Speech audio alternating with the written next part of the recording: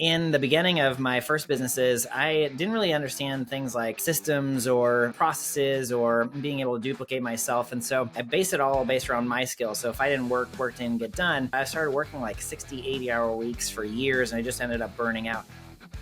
I would definitely not hire a salesperson as your first hire, partly due to the fact that unless you have an unbelievable demand, a salesperson, it's going to be a waste. I would suggest focusing on fulfillment first and then working your way out.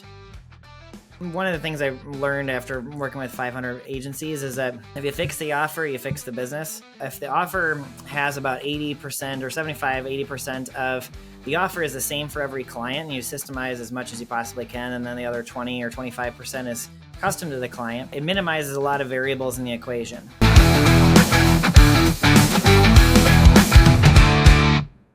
Hello, everyone. Welcome back to I Like Marketing. Today we have another great guest, Jesse. Who is Jesse? Jesse is the founder of Niche Control. He and creator of the Leverage of Growth framework, transformation coach for agency owners building freedom first, scalable businesses, and he coached over 500 marketing agents. Perfect for our podcast today, right? We always speak about unlike marketing. I'm really excited for this podcast today, Jesse. We're excited to have you. Please tell us more about you. How have you started? Why did you decide to go in this specific? Also, like I read a little bit about you and the fact that, as I say, you don't always look at the marketing as like classic method, but you are looking more in that. I want to hear that too. And thank you very much for joining me. Yeah, thank you so much, man. And my story for entrepreneurship actually started from a dream that I had back in, it would have been 2004. So I'd been 18 years old. I was getting ready to go to college for psychology, and I was studying this thing called lucid dreaming. For anybody that doesn't really know what lucid dreaming is, just where you become more awake within your dream and you can kind of interact with your subconscious. And one of the things I wanted to do is start a business with my brother, but I didn't really know much about it.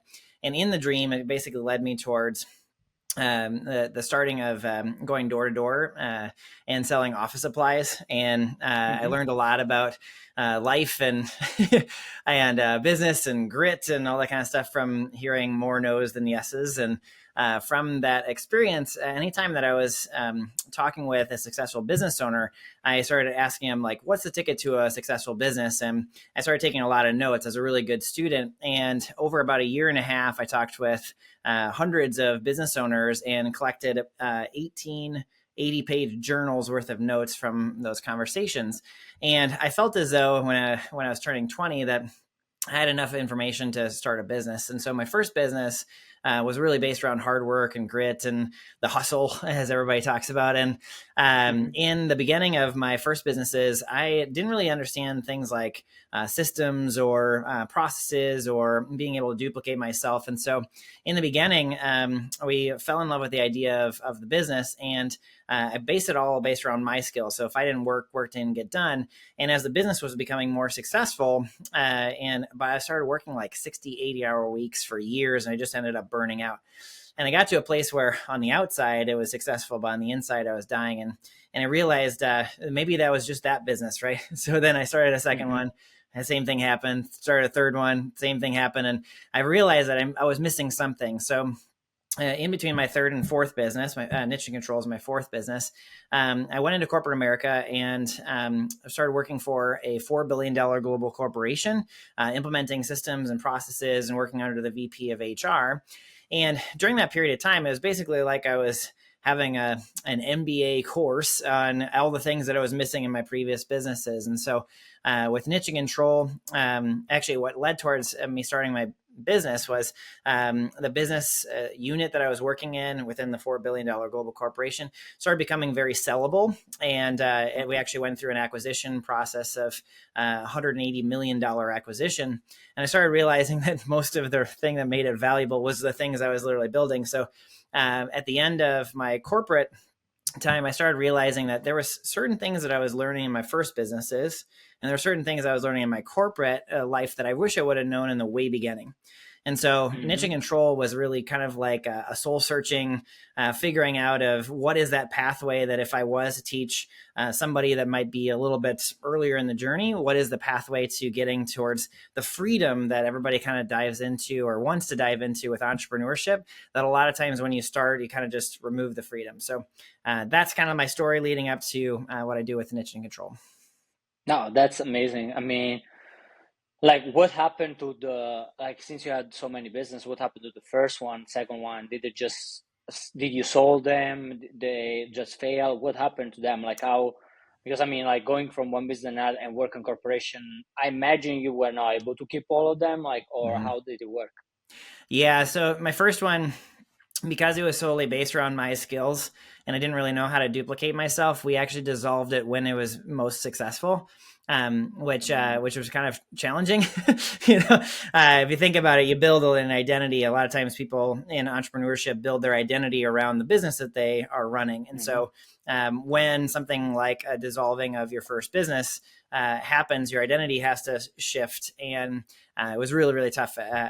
Like each time that it happened, but the first one was really impactful. The second business, I just started realizing that it started taking away from the freedom again, and that was another one that dissolved. The third one was a nonprofit organization, and Okay. it was based around taking events like fundraising events, and then we would fundraise or help volunteers do conservation work around the world. And at the end of it, I just started realizing I just kept on building it wrong, and so that was all three of them. I dissolved and kind of just let that go, and then moved on to go into corporate. Okay, okay, I see. Interesting. Yeah, that's why I was asking, because like obviously I had spoken with different people, and I had other people going to similar. I think like it's a pretty common Mm-hmm. things happening when you're like an entrepreneur, sure when you start. If you, as you say, you know, have people like you that already went through it and now they're willing to teach you how to Mm-hmm. go, or like a lot of people they think like I can figure out, like I can figure out everything. It's not so bad, it's not so hard, and Mm-hmm. actually like it is more hard than people think. Mm-hmm. um but like I was thinking like it's kind of, where my question is that apart system itself, like what specific system, where was one thing that was that light, what type of system was that really made a figure out like, oh, this changes the first one I need to make in my business, right? Mm-hmm. Because like Mm-hmm. there are so many people coming with process and systems, like the people that want to go marketing and Mm-hmm. process and sales. What was the one that you had to figure out first? Like, was it something more personal or like on the business?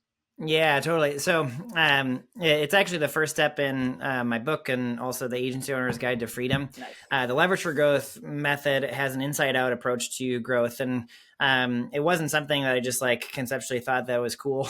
It was actually something that really makes a big difference. And the first step is actually based around taking control of your time, because Okay. ultimately it's the main input to pretty much everything. If you waste your time, you're not going to be able to leverage the best parts of you for ultimate growth and expansion. So one of the first things we do is a weekly time log, where you just log every half an hour for 7 days. And that simple activity gives you enough awareness of kind of where your time goes. And from there, you can do the eliminate, automate, delegate time block, that model. So once you have real life kind of use of time, you can look at what can you eliminate that you're doing right now that just you don't have to do anymore. If you Mm-hmm. can't eliminate it, can you automate it? Anything that is like a data transfer, or I said in a previous podcast, I was like, data transfer should never happen by a human from here on out.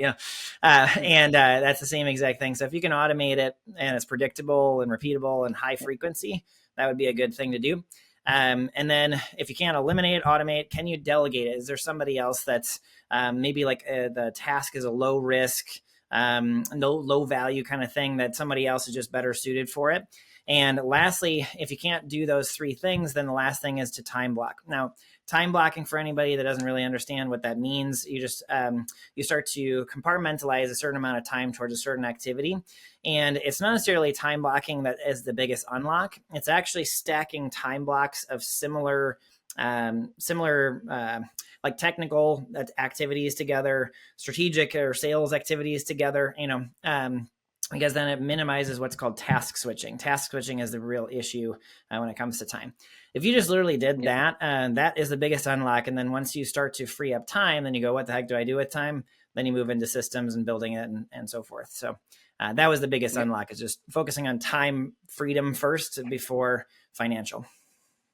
That's good. And then like, what is the size? Because obviously like people that watch this video, they're like on different time. One thing was for me the same, like when I read so many books, and I was reading and I was like, I'm not there. Like, like your mind start to think, it's like, wait, I'm spending so much time to trying to figure out this, but like, I'm not really at that size where I can do it. This like, I was trying to figure out how I can plan. For example, a book that I love is the Effective Executive. It's a really good book, but like, for example, a lot of the principles there, it's you can start to apply when you're small, but like you're not gonna see the really effectiveness of it once you get like a certain size. And I would ask you the same things, like, what do you think is, like, do you think are the range where like each steps are different that you have to make? For example, like starting to 200,000, this is what you need to focus. From 200,000 to a million, this is what you focus. What do you think are those steps where, like, just to give like an idea of people, like, hey, don't worry, it's not your time yet. You can focus on this first, and then once you pass this level, you can focus on this. Yeah, totally. So, yeah, if you're listening right now and maybe you're just starting off, or you might be in that time where you don't have what's called a proof of concept yet. Proof of concept is where you have a certain person that you're serving, a certain problem that you're solving, and then some type of solution that you're bringing to the market. And when you do that, you want to have at least 5 paying clients through the same offer, the same kind of service. And that proof of concept stage is really important for all the systemization and the productization and the scale, right? If you don't have that yet, like right now you're looking at your active clients and you have one, or you're thinking about an offer or something like that, your most important thing is this proof of concept. You just need to have a very good like hypothesis of what you're going to take to the market and be able to bring it, get real market feedback, and then be able to refine it from there. Once you're beyond the 5 paying clients, you kind of enter into this time where you just need to keep on systemizing it to free up more time so that you can focus on more clients and increasing your capacity. What I find a lot of times is people get to the 5 clients or beyond that 5 clients, and then they go, all right, we got to turn on marketing. And what they do is they turn on marketing, and then all of a sudden they get flooded, or they get, more than they can handle. They have to turn it off, and they turn it on, and they turn it off, and that back and forth creates a growth plateau. So what you want to do is you want to create the scalable business, and the size of the business that works out best is when you're at 6 figures. It starts this whole process. When you have at least 10,000 a month, you have 5 active paying clients. That's like a good range for everything else that's in the leverage for growth method. But going from time freedom, then building systems, then looking at the offer and making it more valuable, and also like a minimum viable solution. So least amount of effort on your end, greatest results for the client, priced according to value. And then the 4th one is based around filling up the pipeline with client attraction systems. And then the 5th one is empowering the people. So that's the leverage for growth method. And it works really well for 6-figure agencies and 7-figure agencies. And once you get up to about 5 million or so, that same method starts to be applied to the C-suite that you're creating. And it's exactly the same method. It's just pointed instead of in the founder. It's more based around the COO going through that process and so forth. Okay. No, that makes sense. One thing made me think, like you were saying, there's marketing, sales. Like I started by myself, right? And that's part of I started myself, and then like, what do you think is at this point the next person I need to look at? Like, because I get like I start to organize my time and everything. Obviously, like one thing we learn it, like you were saying, you don't want the business to depend too much on who you are, like just on you. You want to be able like to keep moving forward, not on you. But like, what do you think at this point would be like, or like what when you speak with people that start and they have now make this 5,000 a month, it's like, okay, this is the next person you need. Apart from build the system and everything, you need Do you need sales? Do you need marketing? What do you think should be their focus? Yeah, I would definitely not hire a salesperson as your first hire, partly due to the fact that unless you have an unbelievable demand, a salesperson, it's going to be a waste. Even a marketing person wouldn't work out very well. You basically need to be between two different things. If right now you look at your use of time, that's the reason why we do the time log, is because it gives us so much information about what is actually needed, because there's not really a one size fits all. But I would suggest focusing on fulfillment first and then working your way out. Whether the fulfillment is an admin person to handle certain things in the way beginning, like your inbox and your calendar. If right now the biggest wasted time is that you're trying to have client communications or manage your calendar, then that would be a very valuable resource. But then shortly after, an executive assistant, and you'd look at somebody within the fulfillment side. They can handle all the kind of like generalist stuff, so you can specialize, and then eventually you get to a place where you replace yourself. But there's like stages within it. That's kind of like almost a one size fits all between the two. It's fulfillment or the admin side. The time where you might be a little bit farther along and you're trying to figure it out, using like personality assessments and getting to understand what actually balances you out is another way of kind of looking at hiring. Because sometimes you might be very left brain and you need a right brain, or you might be very right brain and you need a left brain to balance it out. But it's not usually the first hire. It's usually like the second or third or wherever you are. Okay, makes sense. And then, like, what do you think? Because like you find every type of entrepreneur, and again, we know that if you decide to go as a business owner, and maybe people don't know, but like you have to go in sales. Like you are the salesperson, pretty much the first salesperson of that business. Because you need to know how that works. You need to figure out what is your product. You need to be able to explain to other people in a simple way things. Now there's actually, with that, there's two-part question. First of all, like I think I was reading that why, like, you help people find like why the core offer, like not just on the marketing, not just marketing leads, but like what it's trying to scale, but also connected to that, because we were speaking about personality tests and things. Some people, they might not feel like to be a salesperson, like they're shy, they're really good at fulfill. I met so many people, they're really good at fulfillment, production, and everything. They can create new product all the time, come with amazing product, but they don't want to have nothing to do with people. With that said, how do you, when you, I don't know if you have had those type of cases, but like how did you work with this type of people, the one that they're not so much towards sales? How do you help them? Like, hey, since like sales is not the main things right now, well, let's not waste our money just on sales, but like we need someone that brings sales, obviously. Or money is not going to come in the business. How do you normally do that? How do you help those type of people? Yeah, totally. So if someone's naturally not gifted in sales, there's different ways of making sales conversations a lot easier. You can focus on sales assets like a pre-selling mechanism, like a VSL or a case study video. If you're really good in your craft, so if you were a client right now and we were trying to figure out like the offer and then getting sales better, the offer itself just minimizes the variables in a sales conversation: who you're speaking to, what you're offering, what the price is, and so forth. And if you think about the science of business, you're just minimizing a lot of variables in order for you to have a consistent outcome, right?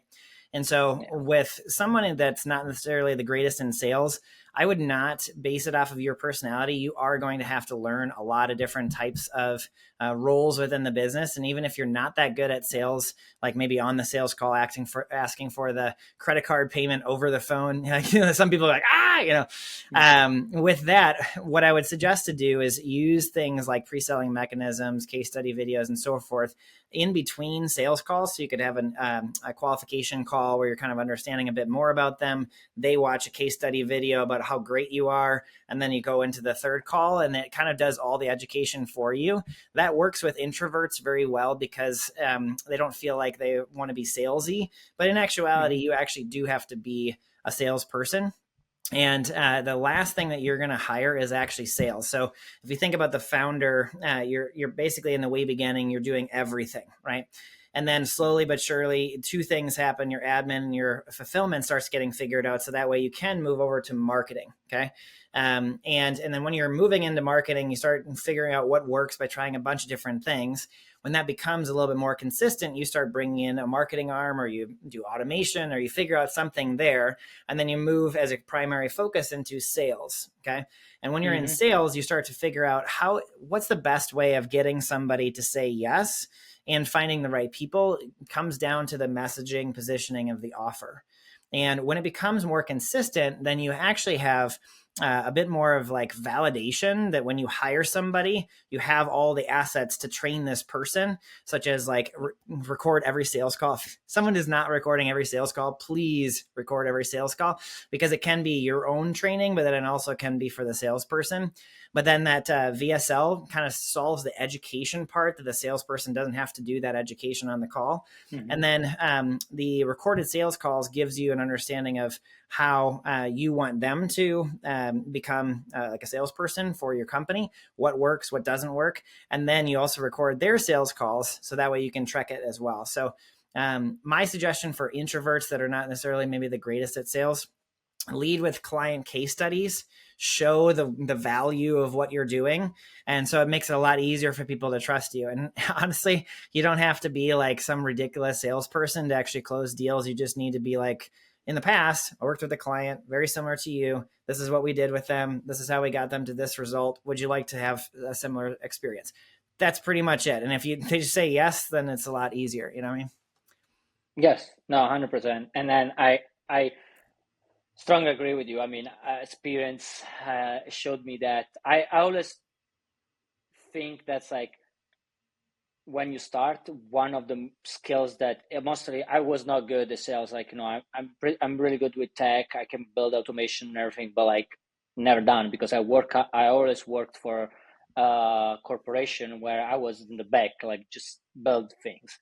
Then when I started, I totally never thought about like, oh, sales is gonna come. Like if they know I'm good, they see my curriculum, because you still come with your mindset. They see my curriculum, but no one is gonna see your resume. Like your client is not gonna go search for you.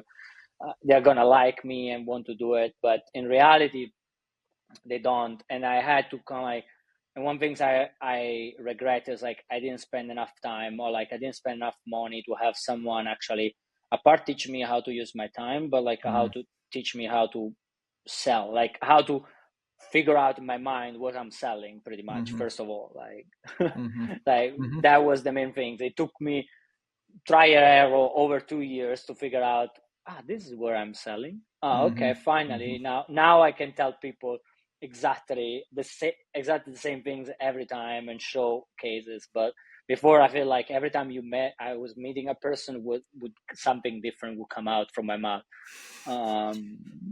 That's I think that's why I would say like it's not everyone. It's go-getter like type of person. I have friends that are entrepreneur and they're like naturally go-getter. They don't care, but they struggle with every other part of the business. They don't like admin. They don't like anything. Time, like you were saying, they're like, oh, I can bring like 20 new clients, and they don't know how to take care of them. Yeah. That said, like I was now moving, for example, the other side, marketing.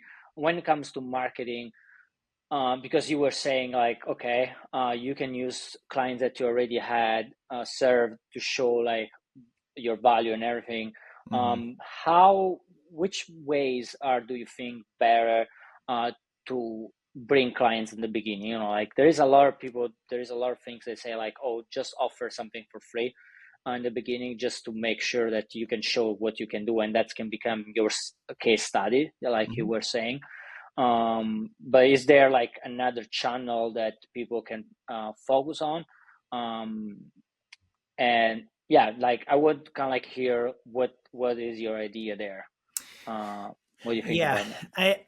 I think that the most important thing is that you got to have a method that you can control with some degree of consistency, and especially in the way beginning, if you maybe are not the greatest marketer and you're trying to figure out how do I get the next clients, one of the best things you can do is just start reaching out to people on LinkedIn.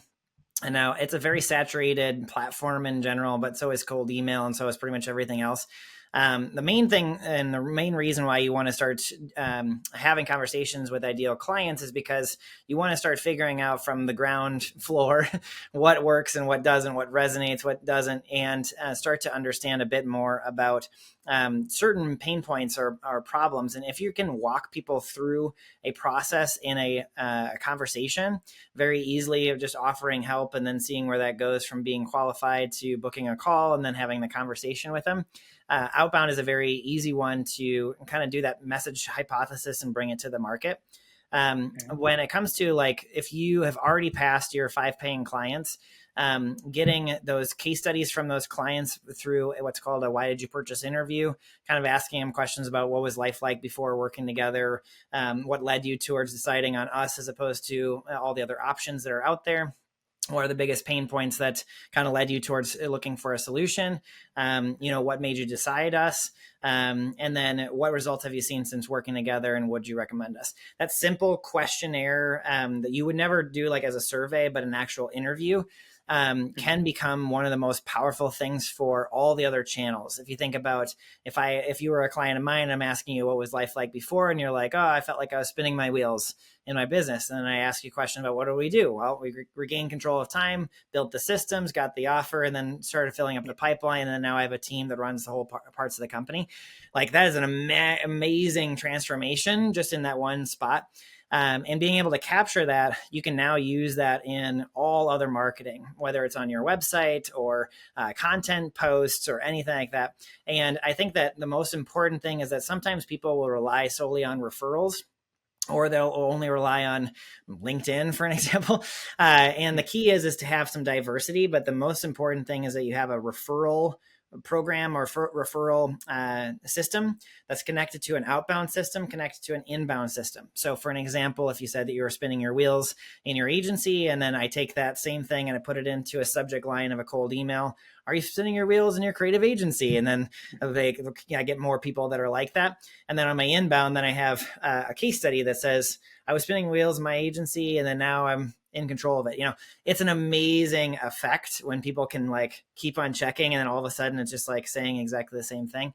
So that's what I would suggest. Outbound for extroverts, you go into like webinars and more of like the training aspect, and then you start converting a one to many.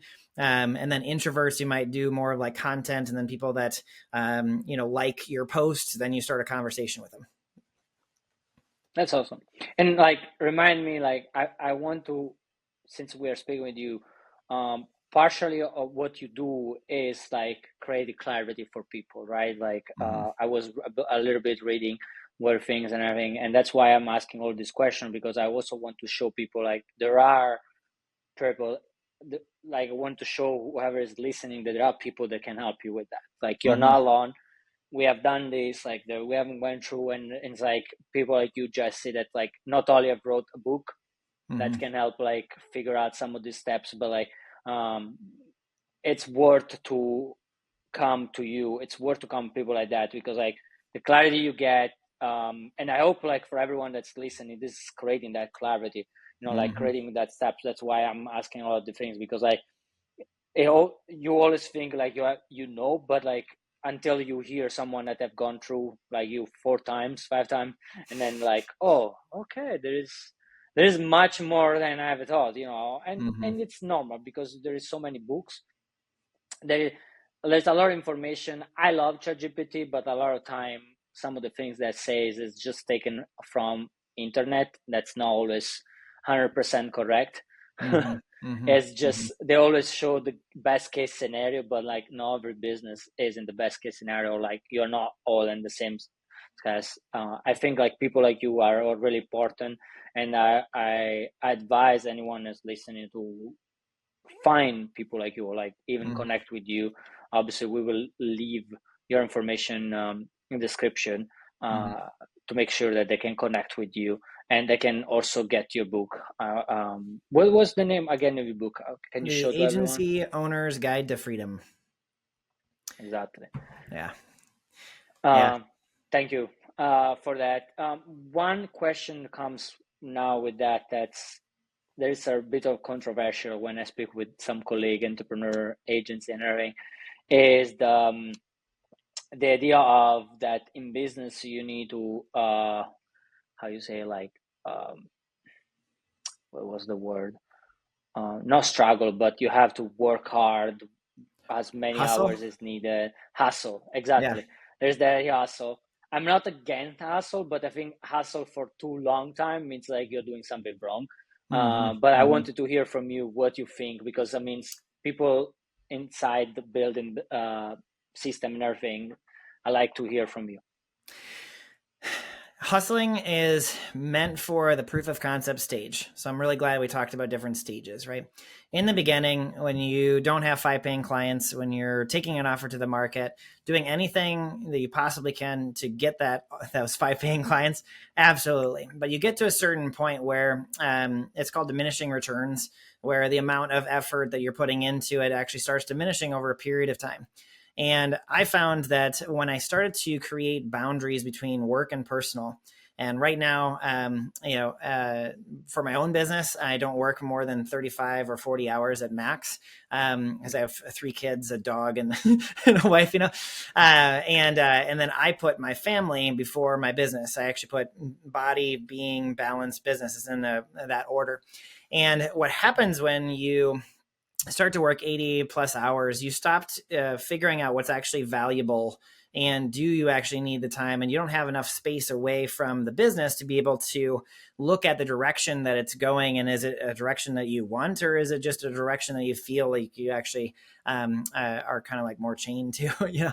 And so the hustle culture, I think that it works for like 0.0000001% of people, but they're just the loudest people. So Mm-hmm. everybody just thinks that all of a sudden, like, because Alex Ramosi can work like 80-hour weeks, or Sam Ovens can like nonstop do it, that all of a sudden that's like the new norm. And I think that's BS. I think that the most important thing is actually just figuring out, when you set boundaries, you naturally have to prioritize. And when you prioritize and you do that intentionally, you start having a direction of the business, and you start to actually gain traction on what's called asymmetric returns. So what Mm-hmm. that means is that you can do highly leveraged types of work that has like 1 unit of input to 10 units of output. You can get a lot out of it. For an example, let's just take an example.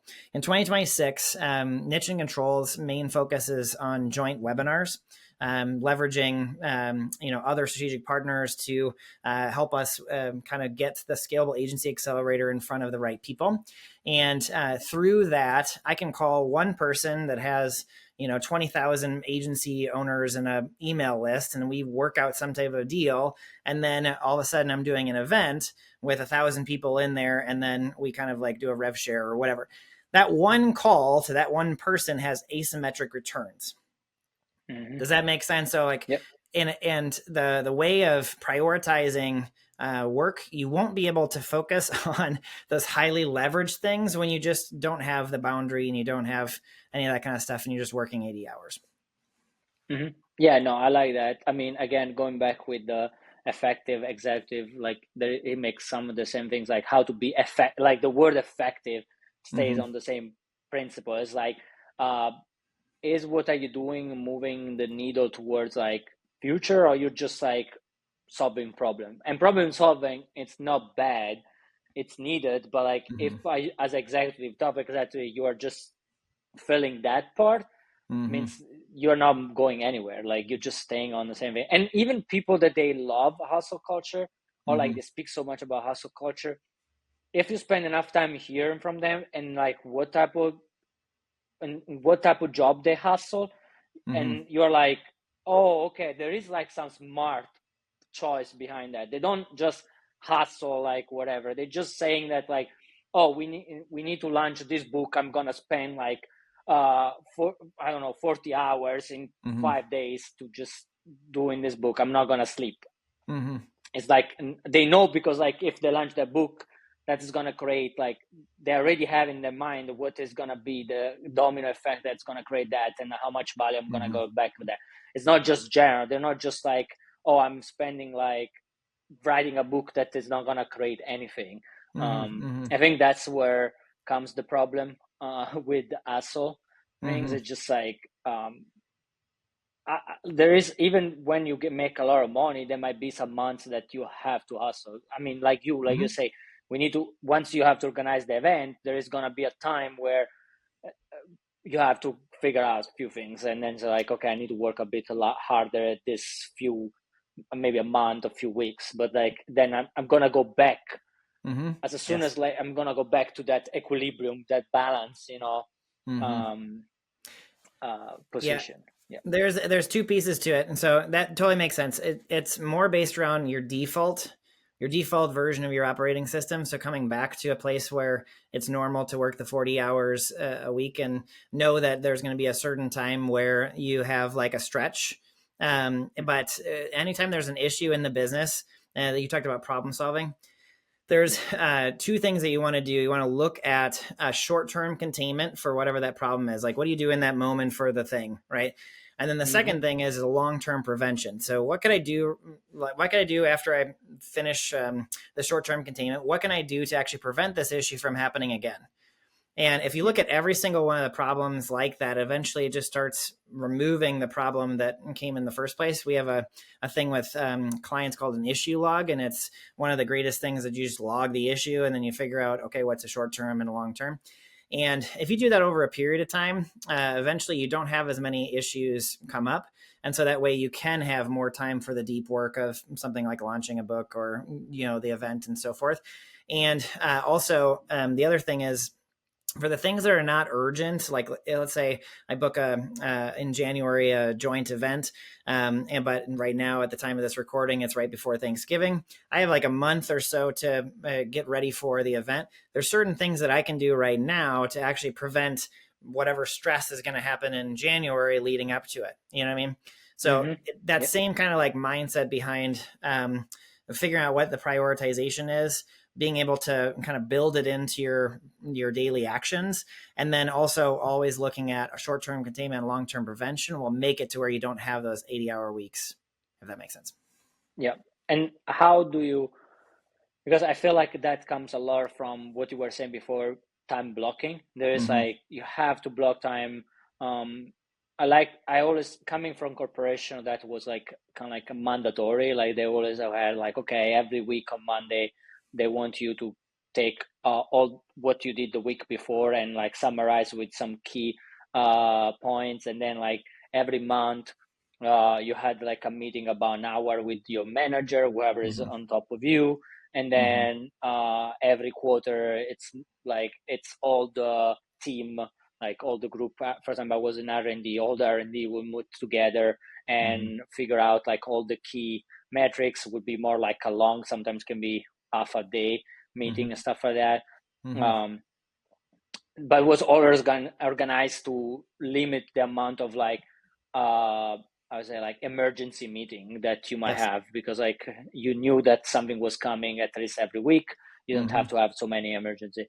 um that's forgiving. That's how I do. But a lot of entrepreneur I've found, when I speak with them about that, they're like, that's a waste of time. Why I'm doing like we're just wasting time for the meeting. We don't need this meeting. There is nothing, and I want to have that. Just speak when we have problem. Like they just wait for the issue and then hey, I Mm-hmm. want to hear your opinion. I want to hear your way. Like, what is something you would say to those type of mindset and thing? Yeah, I think that mindset is very limiting. And you're only looking at the surface level meeting time as opposed to all the rework. So, rework is an operational term that's we have to do the same work more than once because it wasn't done right the first time.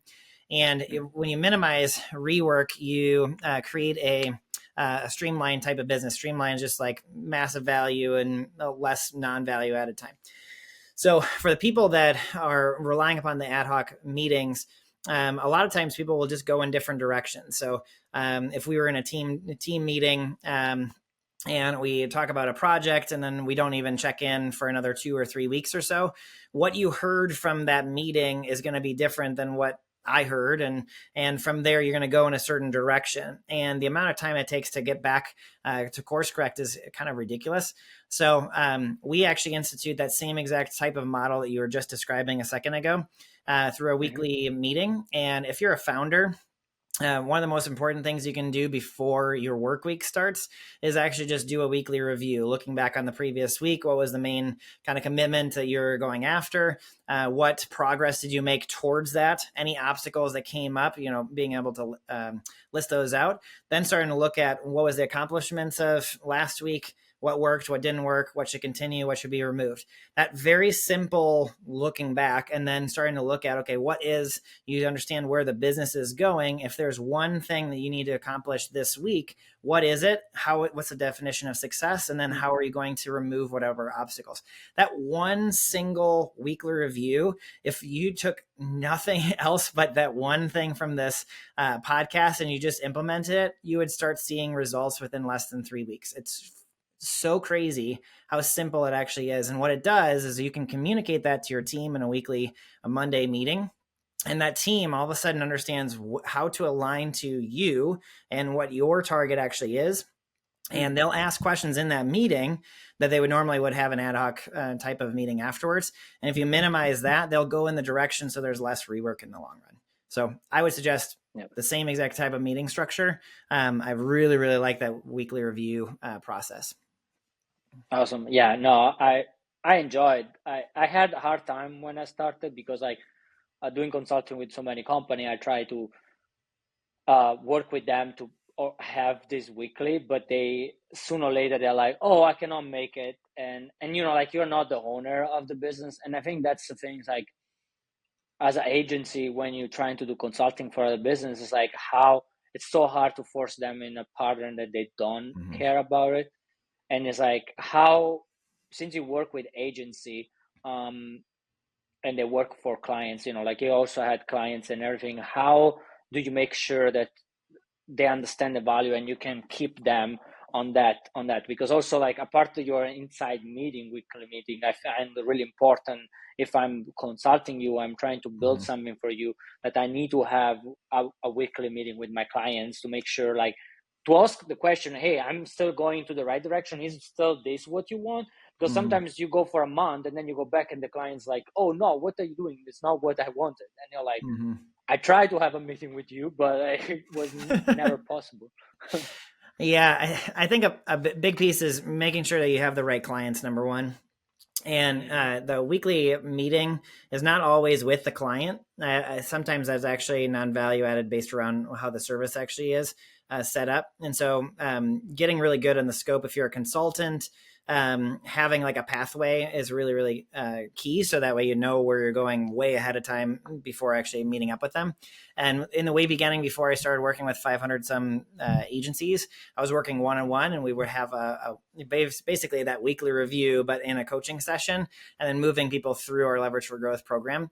And what they found is that if they didn't hit whatever the target was for that week, we would ask the question, why? Like, why did you not hit it? Not because like they wanted to not hit it or something.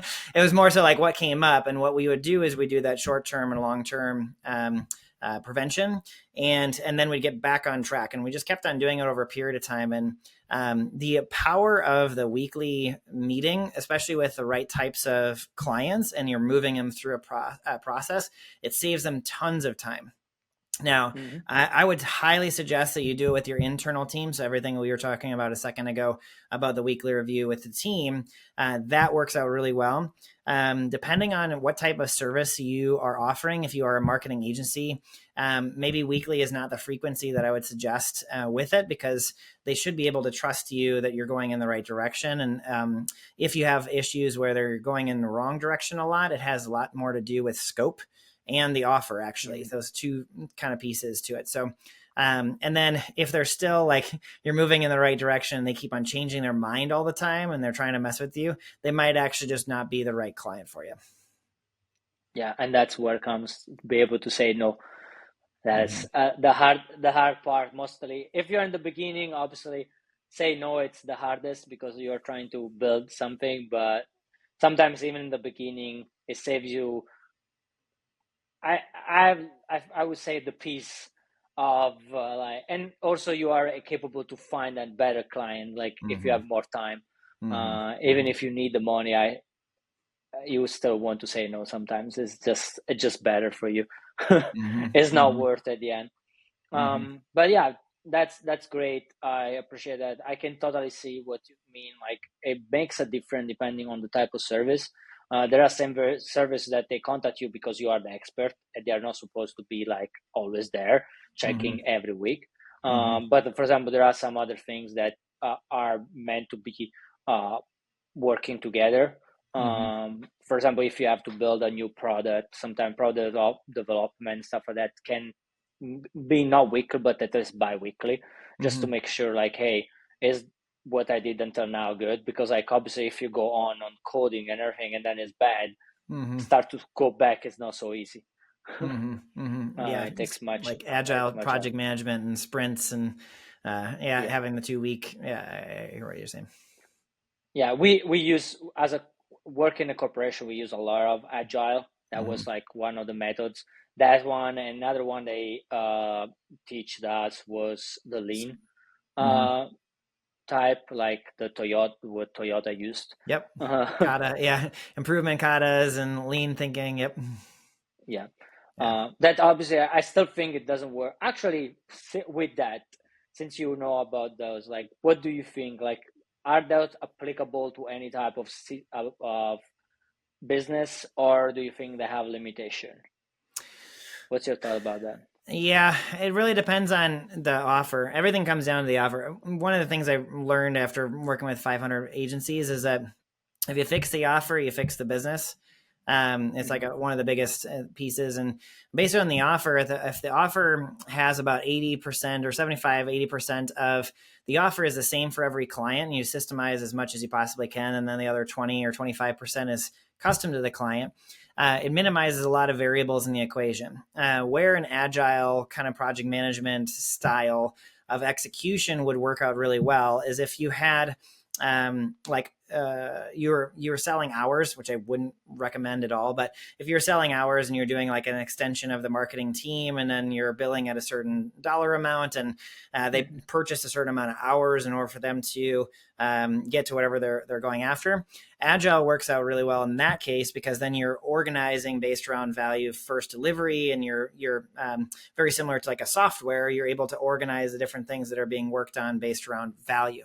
I would not recommend that because I think it adds additional complexity. If you fix the offer, then you can do project management, what's called waterfall project management, where the majority of things are following a certain sequence, and you have a lot more predictability on the results that you're able to get. So it really depends on whoever's listening right now. If you're in the software side, definitely go agile. If you're still selling hours and you hear me talk about pricing for value and you're like, screw you, I'm not going to do that, then stay in Yeah. the agile side. But if you're thinking about project management and a consistent offer and results for clients, then you can do that by fixing the offer and then sticking with waterfall types of project management. Awesome. Thank you. That's that. I think it was gonna help a lot of people. Like it's a question that sometimes, and also like that what you said. Um, it's not smart to charge per hours. Even if you have people asking like, "Oh, how much do you charge per hours?" Most of the time, I've done these mistakes, and I'm like, Mm-hmm. say like, "I'm sorry, I don't do per hour." Yeah. Like we can decide this is the project, this is what result you need, these are gonna be the steps, this Mm-hmm. is how much it costs. Like if you want that, is good, but like I have, like you said, I totally don't like anymore charging per hour. It feels like so, and then if you charge too much, they even look at behavior. Why you need 150, $300 per hour? I'm like, Mm-hmm. It's a losing game, and this is actually one of the biggest kind of disruptions within the agency world, because a lot of agencies were based around an hourly model or a mm-hmm, cost plus model. So hourly model is just basically you buy a certain amount of hours or you charge based around the hour, and you're actually incentivized by the hour to work longer to accomplish whatever the result is. So if you can get the same results in less time, you actually lose money, which is kind of strange. So the motivation there with an hourly is no longer. Plus AI, the use of AI can get a lot of things done in a shorter amount of time. So even just the use of AI immediately makes it to where you would lose money unless you switch the model. And the cost plus model is another model that was used for a long period of time, where you have a lot of different contractors, and you kind of like figure out what are they all kind of going to charge you. And then you're like, I want to make 30% on this or whatever. And then you package it all up and then you create the percentage. And you're actually incentivized in that case to pack as much in this bundle as humanly possible. Not, and then the price is actually based around what it costs you as opposed to what the value actually is. Pricing towards value is where like you start looking at the ROI of working with you. So you used to look at like time saved, how much time do they save by hiring you? Money saved. So if you are an agency or a consultant, and if they were trying to hire in-house, then what would that cost them, right?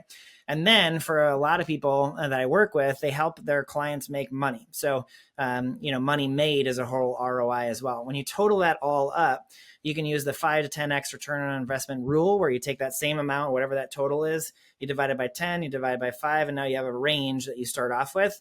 And then from there, you just deliver on it. That's the easiest way to just like understand value. And it's like one of the most impactful things. We have 2 clients that went through our scalable agency accelerator in our mastermind that went through it before it went out to other customers. And 2 of them closed the biggest clients that they've ever closed before because of what I just described a second ago. One closed for $50,000 a month client, and then a $25,000 a month client. And it just blows my mind. First off, that's an awesome case study. And second off, it's like, and they're like, it's step 4 of your accelerator. It's the price for value. And it's one of the most beautiful things.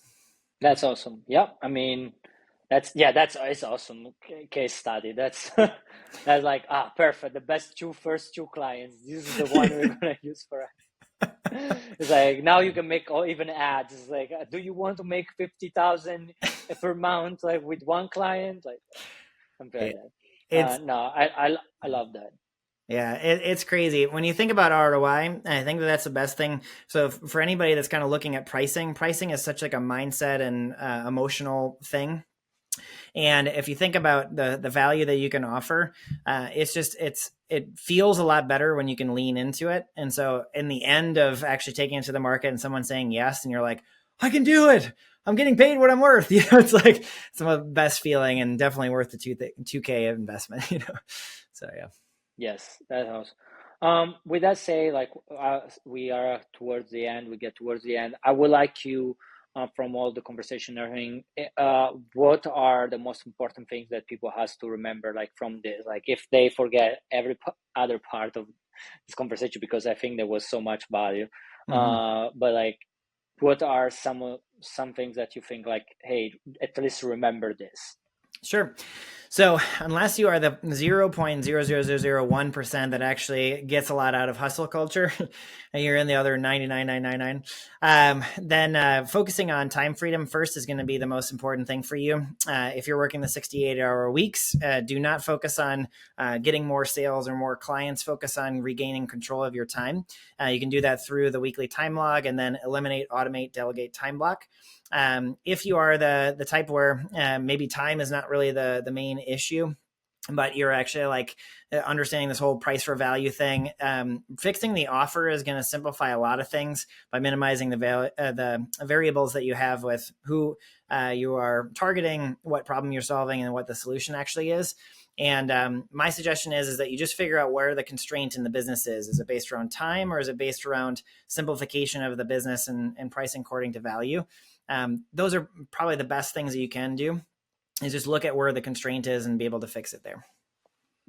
Awesome. Thank you very much. And I want, Jesse, again, thank you for joining me in this meeting. By the time we were recording this before Thanksgiving, that's like, that's perfect.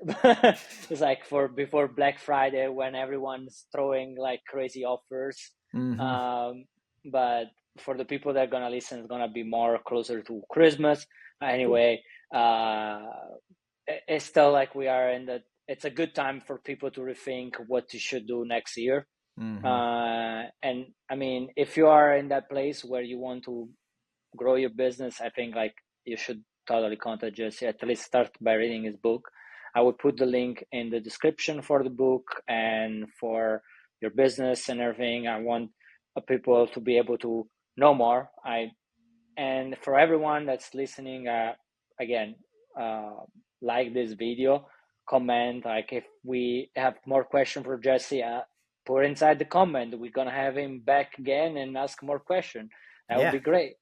that would be awesome. And again, thank you. Yeah. Yeah. Again, thank you very much, Jesse, for joining me today on this podcast. I also learned a lot. I loved a lot of your answers that were really powerful and a lot of value. Thank you.